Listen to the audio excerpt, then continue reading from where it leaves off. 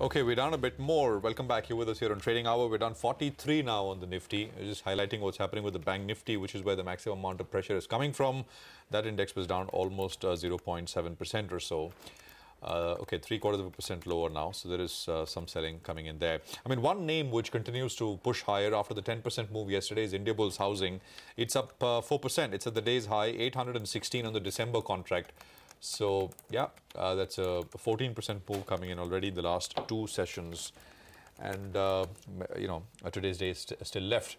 What's happening in the commodities space? We've been talking about what's happening with oil, but there is a fair bit happening in the steel space as well. Steel prices are weakening and they're at multi-month lows. Manisha is here with a focus on that. Manisha, morning. Morning, Prashant. Thank you so much for that. Well, last couple of days actually were good. We did see some rebound in steel prices in the non-ferrous space as well. And this was after the G20 truce that we saw between US and China. But, there are supply concerns that seem to be overpowering that gain right now. So we are back down again. Nearly a couple of percentage points of decline is what we have seen in the steel prices in Shanghai yet again today. It's now hit an 8-month lows, and we are down nearly 25% from the kind of highs that we saw in the month of August. So very sharp declines continuing here. While the demand really seems to be improving, the data is kind of okay, but it really has to be about the production. The supply for steel is much on the higher side. And with the winters approaching, if there isn't an output curve that is put out, we perhaps will continue to look at higher supplies and declining prices when it comes to steel. So sharp decline coming in yet again for the ferrous metal prices. Jonathan Bharat now joins us to talk more about the space. Jonathan, hi, good to have you. What is your sense on the metal prices, the kind of cues that we're getting from US and China conversation, the 90 days leeway that there is? How are you reading it all?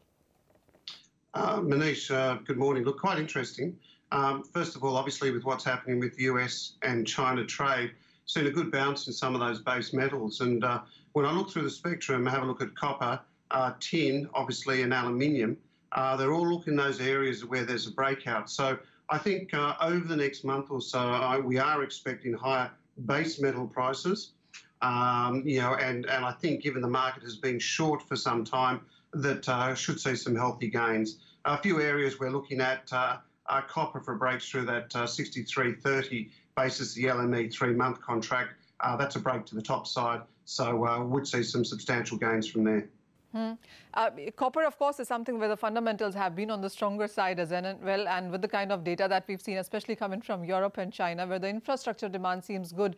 But having said that, because, in next 15 days, we will start talking about and how much is being allocated by the funds in what commodities and what sectors, etc. So what is your own sense on how is the whole metal sector looking to you? And within the space, what metals seem to have the best of fundamentals? I think when I look at it, I think that the market really has not made up its mind. I think we'll find that when you look at some of the, except for the likes of, say, tin, but when you look at the likes of aluminium, copper and zinc, you can see, I think, that the market is relatively short. It has been that way for some time. Expectations that the US and China wouldn't come to an agreement over the G20 probably send those trades, if they did not come to an agreement, send those trades okay. But I think the market's predominantly short. When I lead into Christmas, when we come down to that, I guess, lower liquidity in the market, then I get a sense that we could be in for quite some aggressive moves to the top side. Okay. Also, before we let you go, what's your sense on the crude oil prices also? Because after 22% decline that we've seen for November, December, at least until now, seems to be going quite positive. Do you see this to stay on? Manish, look, quite volatile. Obviously, the news, obviously, of China and the US, but more importantly of Qatar adding to the mix there. I think it's given a little bit of volatility, but I get a sense that we're getting close to a change. I am looking, obviously, for some quite aggressive weather events, which will tighten up supply in North America.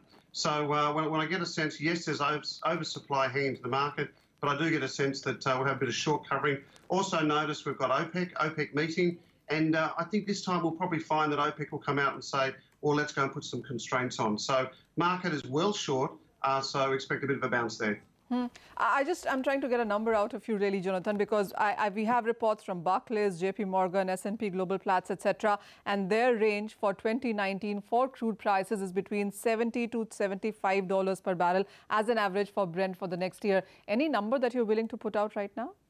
Look, I think when you see where the numbers are at the moment, it's quite fluid. If you could see that there's a 30% price range volatility in the last couple of months, could be anywhere. You could turn around and say 70 to 75. My balance area has been around that, if not a little bit low, around that 65, 70 area. I still think that there are issues. I think the bifurcation point for oil should be around that 65.